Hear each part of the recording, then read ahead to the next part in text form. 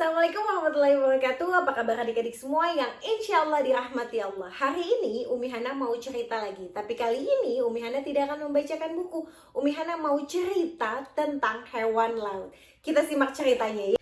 Yang pertama ada ikan pari. Ikan pari ini terlihat seperti kelelawar. Dia berenang dengan mengepakkan siripnya yang berbentuk seperti sayap. Ikan pari yang terbesar adalah pari manta, lebarnya bisa mencapai hingga 8 meter.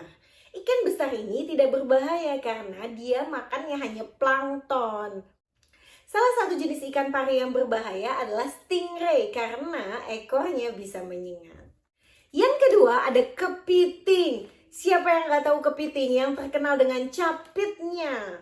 Capit kepiting berfungsi sebagai dayung ketika berenang. Jika kehilangan capit kepiting bisa tumbuh dengan cepat. Capit kepiting ternyata juga sebagai alat komunikasi. Jenis kepiting terbesar adalah kepiting laba-laba Jepang atau ada juga yang menyebutnya giant spider crab. Kakinya jika dibentangkan dapat mencapai hingga 3,9 meter dengan berat sekitar 18 kilo. Kepiting jenis ini dapat hidup hingga 100 tahun lebih. Yang ketiga ada penyu. Menurut ilmuwan, penyu adalah sejenis reptil yang beradaptasi untuk kehidupan di laut. Kaki depannya berevolusi menjadi sirip besar. Mereka memiliki cangkang, tapi berbeda dengan kura-kura yang hidup di darat, penyu tidak dapat menarik kepala dan ekornya masuk ke dalam. Penyu salah satu hewan yang berumur panjang, usianya bisa mencapai hingga 100 tahun. Penyu juga mampu mengarungi samudera hingga ribuan kilometer.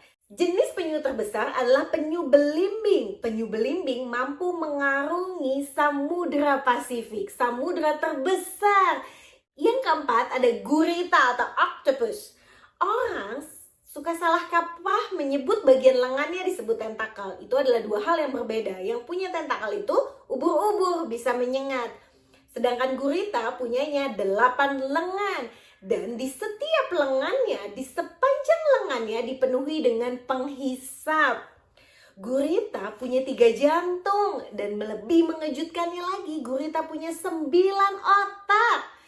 1 di bagian tubuhnya dan 8 di masing-masing lengannya. Gurita tidak punya tulang sehingga bisa memasuki lubang kecil. Gurita juga pandai berkamuflase. Darah gurita berwarna biru, berbeda dengan darah manusia yang berwarna merah karena banyak mengandung zat besi. Sedangkan gurita darahnya berwarna biru pucat karena mengandung tembaga. Adik-adik yang di rumah tahu nggak? Ternyata pengorbanan seorang ibu juga terjadi pada gurita. Gurita betina akan mati setelah menjaga telurnya selama kurang lebih 4,5 bulan. Gurita betina terus menjaga telurnya, tidak makan, tidak pergi kemanapun, terus menjaga telurnya sampai telurnya menetas dan berenang dengan bebas. Masya Allah. Yang kelima atau ini yang terakhir adalah shark atau hiu.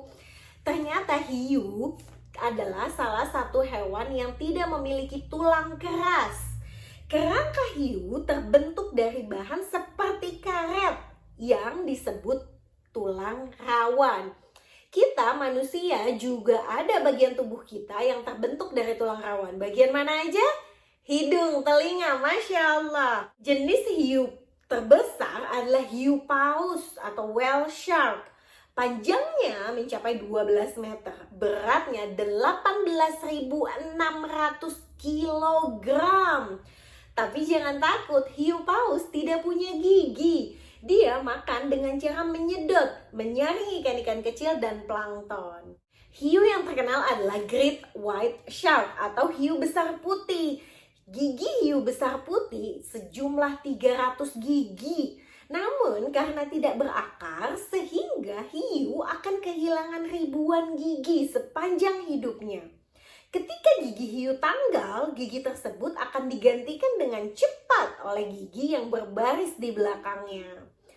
Great white shark atau hiu besar putih dapat mendeteksi setetes darah dari jarak sejauh 4,8 km. Ada mitos nih yang bilang kalau hiu menyerang manusia. Salah. Hiu tidak menyerang manusia. Menurut ilmuwan, hiu nggak doyan sama manusia.